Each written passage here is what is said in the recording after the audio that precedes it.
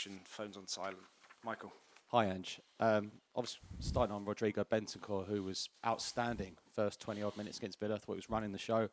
Then obviously he's picked up that injury, and it looks a serious one. How much of it is it a blow for you because of how many players are out at the moment, but also him personally, who's had week after week having to come back from such a serious knee injury? Yeah, look, I think I guess the biggest sort of emotion you have is for him because, and I've only sort of been here 6 months, but even that 6 months, you see how hard they work to get back, particularly him. A lot of it's a fairly lonely journey because you do the rehab on your own and you've got to push yourself. But pretty much from the moment I arrived, I think the first day I bumped into him, he was just that determined to get back, and he had his own timelines in his head. And I think I said, he kept banging on my door about being involved, and we kind of held back because obviously with such a significant injury, you want to make sure they're ready. And he'd done everything right. Obviously he had a good international break where he got back playing for his country, and like I say, he started the game so well. So with all that context, you just gutted for him because of the person he is and what he's gone through. But that's unfortunately that's what the challenges football sometimes throws up at you. And he's still such a positive guy. I caught up with him yesterday, and he's just again determined to crack on and get back as quickly as possible. And can't wait to get him back in because you saw his quality. Pep Guardiola's just said in his press conference, you make football a better place. And I know had a bit of fun on Sky about saying you copy and Pep, but you do have very similar philosophies about the way you play football and the attacking philosophies. But do all the injuries and the amount of players you've got out this Sunday, does it really put a dampener on such a big game and someone you're looking forward to coming up against? No, not really, because irrespective of kind of what team you got, it's always going to be a challenge playing against City and any team that sort of Pep manages, and you love that, you relish that. That's the kind of arena you want to be in, measuring yourself against the very best. And it'd be great if things were a little bit smoother for us, but it is what it is. And I still think during this period, even last week, there were moments in the game where we played some fantastic football, and that's what we just got to crack on. We just got to get on with it. Ultimately, we can't take our eyes off what we're trying to achieve here, and that for me is always paramount to everything I do, every decision I make. Every sort of time we put a team out there, it's about us, becoming the team we want to become, and through that process, there's going to be some challenges, as there is now, some tough times, and you just got to stay really focused on what you're trying to achieve. Something we're asking all managers today, what's been a big topic, is sin bins for dissent and tactical fouls. A yellow card potentially in 10 minutes in the sin bin. It's working in some lower levels of football, and it's working in other sports right at the very top. Just want to get your view on it. Yeah, bin it, mate. Just bin the whole idea. Just forget about it. I don't understand why, and again, I think I've already said where I stand on this kind of stuff, but I don't know why they keep interjecting themselves into the game. There's not that much wrong in the game, but again, I guess once they throw an idea like that out, it usually means they've already sort of tested the waters, and it'll probably be inevitable at one stage. I don't think there's a need for it. I think you're seeing a lot more dissent in the game these days because you've got more people to dissent to. In the past, it was just the referee. Now you can dissent to the fourth official, you can dissent to the VAR, you can dissent to the head of the referees. It used to be simpler. So the authority was with the referee, and he could handle it himself. So, but as I said, I just don't think we need to mess with the game too much. But it is what it is. Good luck Sunday. Thank you, bud. Hi, Ange. If Pat Matasar isn't available again, I think it's potentially 11. He's not available, mate. He's not available. So that's 11 unavailable first-team players. I know you've had lots of challenges over your career. Have you ever had this amount of players out in one? Yeah, I mean, I haven't thought a lot about it, but fair to say I don't think so. Not in such a sort of high volume for such a sort of short space of time. Over the course of a season, yes, like most managers, you go through sort of spells where you're missing players, but to have this much in such a small space of time is probably the first time I've sort of experienced something like that, and that's what you love about football. doesn't matter how old you are, how long you've been around, there's always something new you've got to deal with. And, if ever I'm in a situation again where I've got 11 absences, this experience will make me better for it, mate. And on January again, but just a bit more specifically, obviously you're not going to have Bentancur, Maddison, Basuma and Sarr as well, the AFCON as well. Sonny. And Sonny as well, but I mean mainly in midfield. Okay. Is that going to make you have to dip into the market in that position, or is that too short term? Or? Well, it depends. Like we're not sort of ruling out anything because, again, what you've just sort of outlined there is the best case scenario. That is, if everyone else is here, stays fit.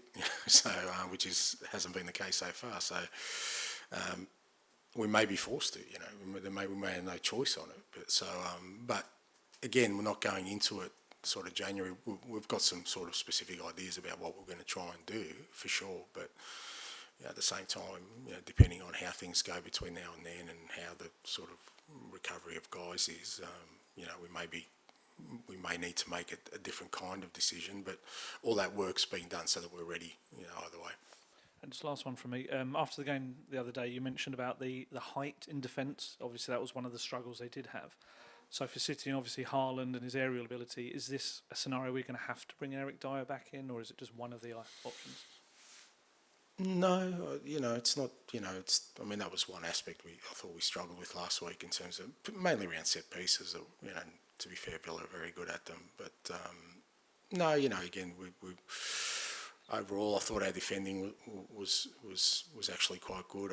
We were disappointed with the second goal. I thought even more so than the first goal. I thought not just the back four, but defensively we were really passive in that sort of 5-10 minute spell, which we paid a price for. So that was more of a collective thing. So yeah, mate. No, they haven't grown at all. They're all the same height as last week.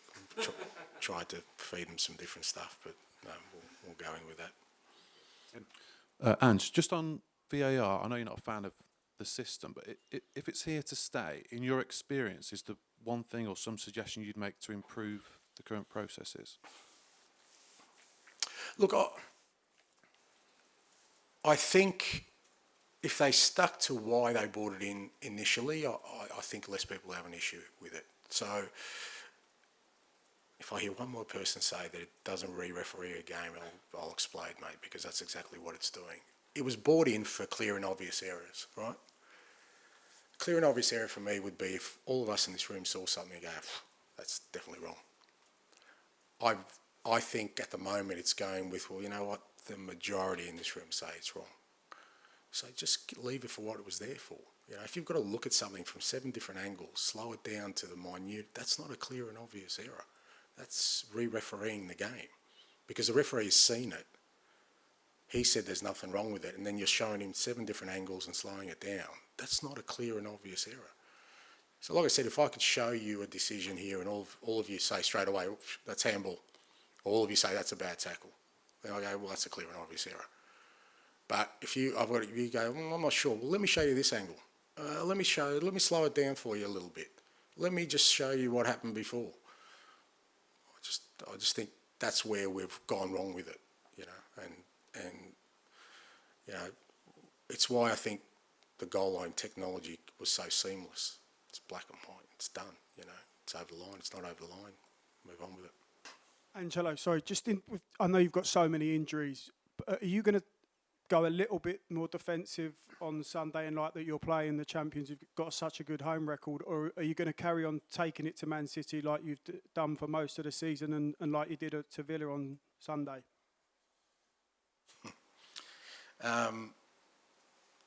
If you had to take a punt, what do you reckon I'd say? Just a wild guess out of. I don't want to be flippant about it, and I get the question, but I don't do what I do because of I've said before, trying to prove a point. It's just you look at the top teams, and there's one sort of common trait amongst them. They've all got a plan. They invest in that plan and they stick to it. Yeah, they don't shy away from the first difficulty. You look at whether it's City or Arsenal or Liverpool, all the teams that have dominated in recent years, they've got a plan, they stick to it. Yeah, and you have to, because your resolve doesn't get, like said, whatever you believe in, whatever you really strongly believe in, you as a person, only gets tested in the toughest of times. It doesn't get tested when things are going well. And for me, like these are the important times, because this will show what kind of football team we want to be. You can sort of shy away from, what, we've got injuries, we're playing Man City away, and, but you're either going to be a club that tries to knock off the big clubs, or you're a big club. You're one or the other. My hope and my ambition for this club is to make it a big club. And to do that, you have to be successful. You have to win things. To win things, you've got to have a plan. You've got to stick to it. You've got to believe in it. And you've got to be prepared that during the tough times, when you get scrutinised, and invariably, people will ask questions, which is fair enough, because that's what I think needs to happen. Again, it's the only way you can really test yourself. No good if everyone keeps telling you you're brilliant. That's not a good way to live your life. The best way to keep challenging yourself is when people challenge you. And so you've got to be prepared for that. And you've got to take that, and you've got to show some backbone through that time. That's what I believe, right? So that's my methodology. So I'm not going there to show people, you watch me, I'm just going to take it off. It's because I think that's the way forward for us.